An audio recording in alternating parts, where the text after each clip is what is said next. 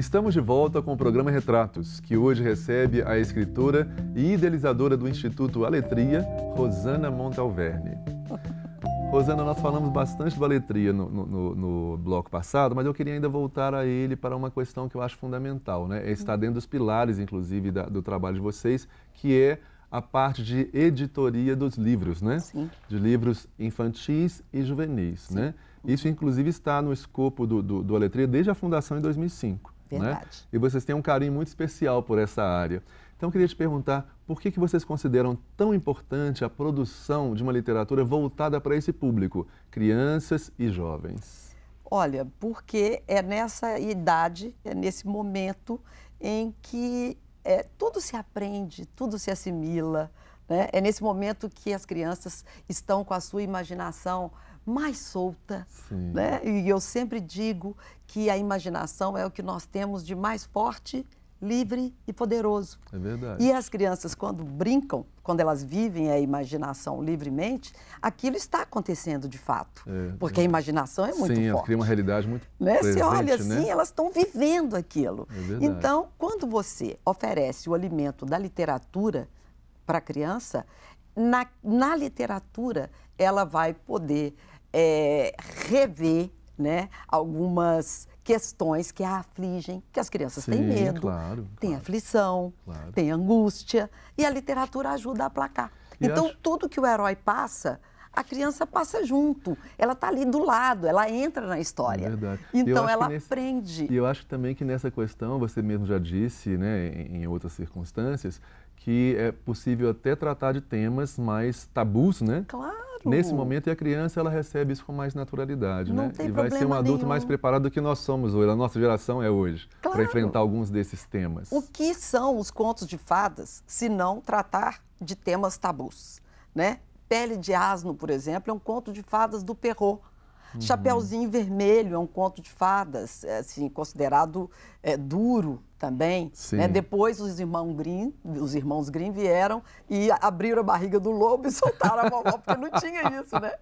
E Pele de Asno, por exemplo, o rei pede a filha em casamento e ela nega peremptoriamente. E nós temos recentemente um livro chamado Heredegalda, Enquanto o Sono Não Vem, do Zé Mauro Brandt, e que é a mesma história. Um rei pede a filha em casamento, uma variação, isso é muito comum nos contos de fadas.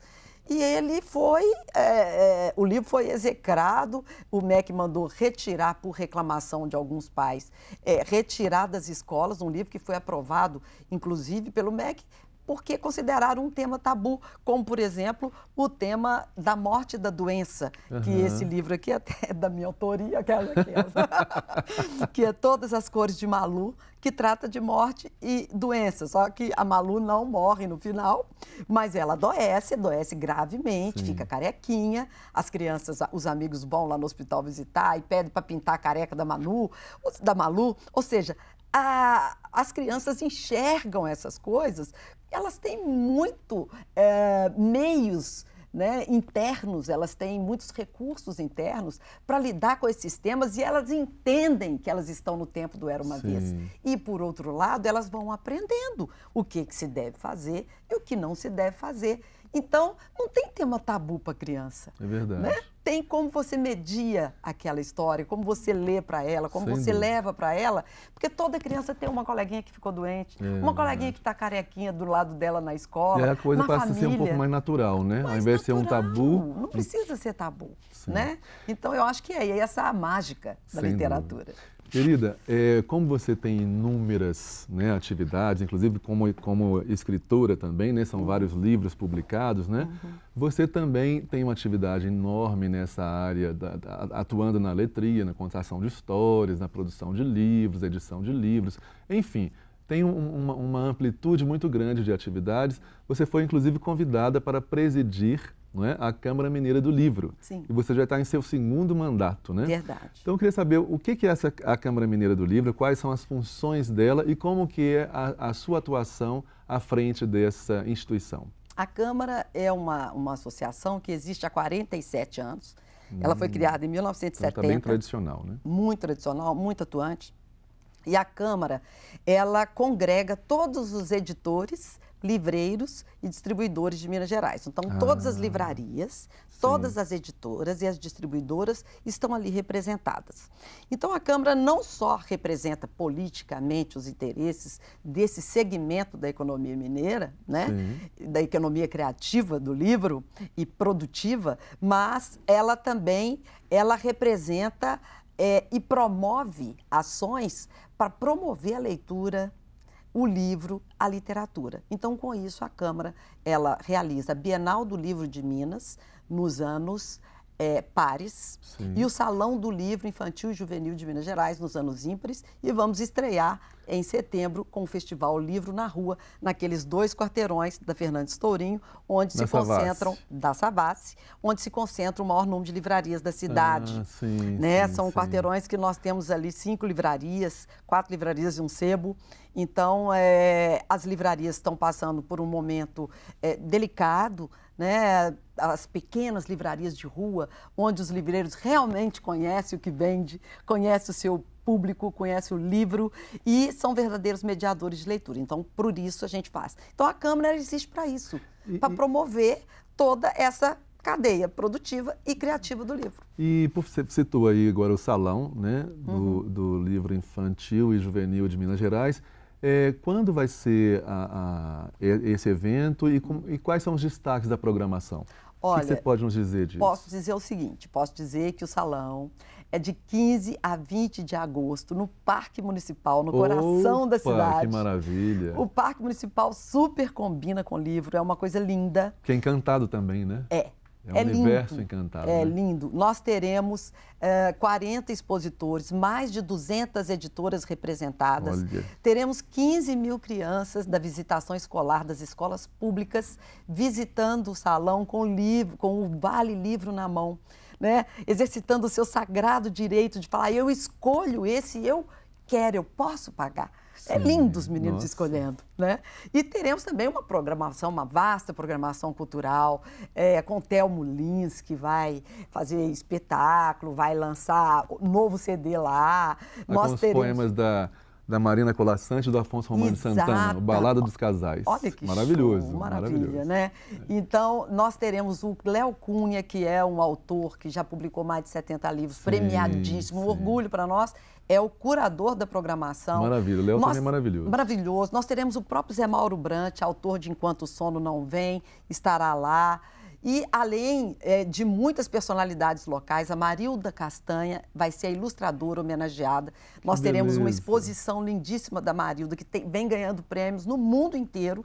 Né? Então, é uma mineira fabulosa. Nós teremos Ronaldo Simões Coelho lá, o Maurício Manzo, que é um ilustrador italiano que radicou aqui. Enfim, nós teremos os contadores de histórias. A magia vai estar lá. A magia vai... Olha, gente, são 6 dias, serão 6 dias. Eu quero aproveitar o seu programa, viu, Wagner? Para convidar todo mundo para o salão. O salão vai ser lindo o dia inteiro, programação de 8 da manhã até às 9 da noite. Nós teremos programação para as crianças, para as famílias e para a moçada. Nós teremos o espaço Gente Jovem Reunida, que é uma homenagem ao Belchior, que vai ter música, saraus. Então, assim, é um evento para a família inteira. Imperdível, né? Imperdível, para todas as idades. É. Querida, infelizmente nós estamos chegando ao final do nosso programa. Tinha muito mais coisa para a gente poder conversar, mas você faz tanta coisa que não dá tempo de falar sobre tudo, né?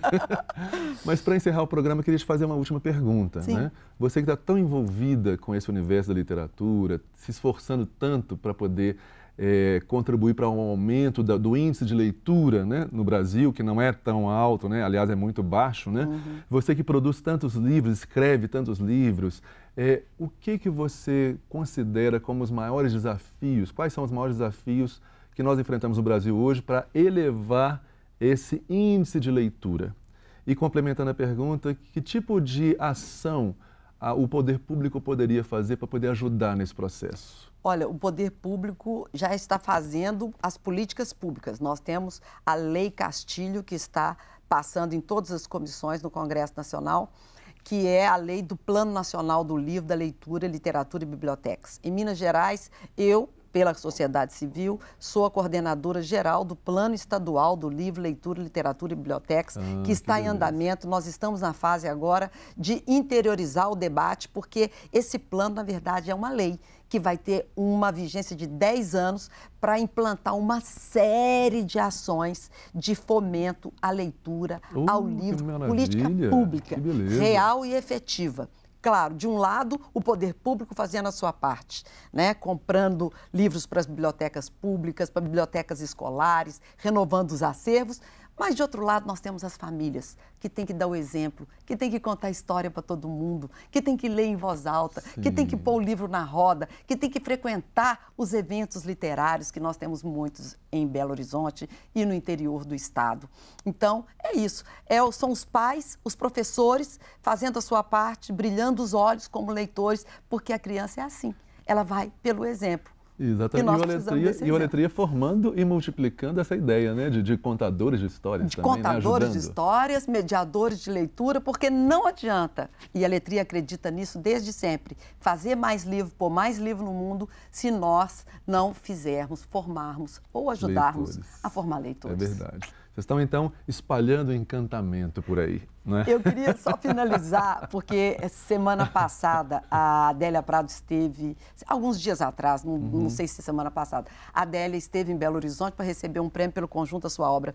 E ela falou algo que me chamou a atenção e eu queria deixar essa fala da Adélia para os seus telespectadores. A Adélia disse que nós vivemos momentos cinzentos, momentos difíceis no país. E são nesses momentos que a arte pode nos resgatar. A arte humaniza. Então, ela pediu, ela conclamou que nós todos cantássemos, fizéssemos poesia, pintássemos, escrevêssemos, lêssemos, declamássemos.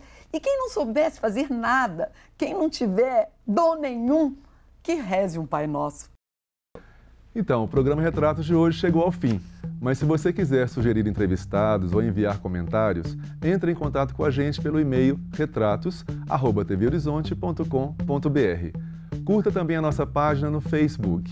Nela você pode acompanhar notícias, sorteios e fotos dos nossos convidados.